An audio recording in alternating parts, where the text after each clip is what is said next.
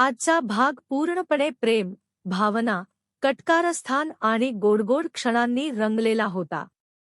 सुरुवातच होते एका रोमँटिक सीनने. अर्जुन सायलीला प्रेमाने प्रपोज करतो, तिच्या बोटात अंगठी घालतो आणि तिच्यासाठी खास कविता सुद्धा करतो. सायलीचा आनंद शब्दात मावेनासा होतो. तिच्या चेहऱ्यावरचं समाधान आणि डोळ्यांतली चमक सगळं काही सांगून जातं. दुसऱ्या दिवशी सकाळी मात्र वातावरण बदलतं. अस्मिता अर्जुनची चेष्टा करत असते. कल्पना थेट विचारते, काल प्रपोज केलंस का सायलीला? अर्जुन मात्र साळसूद चेहरा करून नाही ना, असं म्हणतो. दरम्यान चॉकलेट डे असल्यामुळे अस्मिता त्याला घरीच चॉकलेट बनवायची जबाबदारी देते. अर्जुनही ते मनापासून स्वीकारतो. सायली घरात येताच सगळे अचानक गप्प होतात आणि वातावरणात एक वेगळाच सस्पेन्स तयार होतो. दुसरीकडे साक्षी सचिनचा ट्रॅक अधिक धोकादायक वळण घेतो. साक्षी अचानक सचिनला मिठी मारते, सॉरी म्हणते, विश्वास व्यक्त करते, मला खात्री आहे तू मला कधीच फसवणार नाहीस. सचिन देखील गोड बोलून तिला खात्री देतो. पण सत्य माहीत असूनही साक्षी गप्प राहते. ती प्रेमात इतकी आंधळी होते की मनात ठरवते, अस्मिताला त्याच्या आयुष्यातून कायमचं काढून टाकायचं.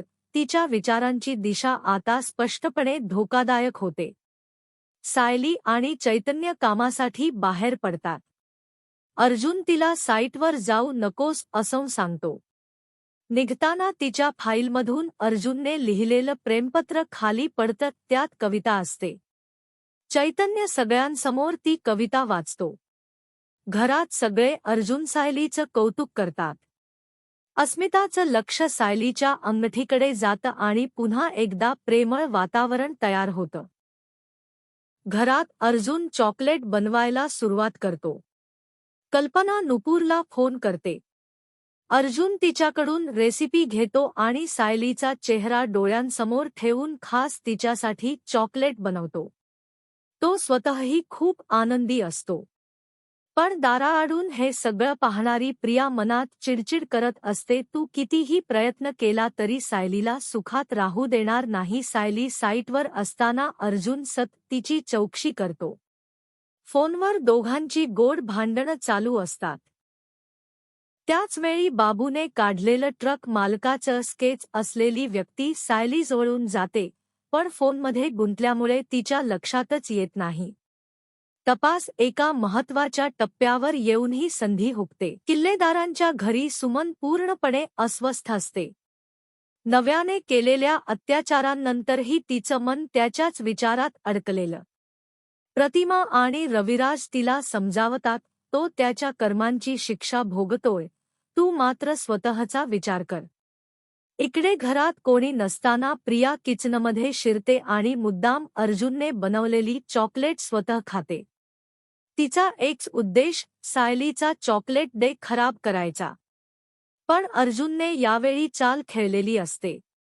सायलीसाठीची खरी चॉकलेट तो लपवून ठेवतो आणि प्रियासाठी वेगळी ठेवतो. त्यात आवाज बसवणारं औषध असतं. सायली घरी येते तेव्हा अर्जुन तिला प्रेमाने चॉकलेट देतो. सायली आनंदाने स्वीकारते. प्रिया मात्र गोंधळते, मी तर चॉकलेट खाल्ली होती, मग ही कुठून आली? पुढे अर्जुन सायलीला अजून गिफ्ट देतो, सनस्क्रीन, टोपी, उन्हात फिरताना लागणाऱ्या वस्तू. तिची काळजी घेतलेली पाहून सायली भारावून जाते. कल्पना प्रियाला सुद्धा चॉकलेट खाण्यास सांगते. प्रिया काहीतरी बोलायला जाते आणि अचानक तिचा आवाजच फुटत नाही. सगळे गोंधळतात, पण अर्जुन मात्र गालातल्या गालात हसतो, कारण त्याचा प्लॅन यशस्वी झालेला असतो. रात्री सायली आणि अर्जुन झोपताना एकमेकांचा विचार करत असतात.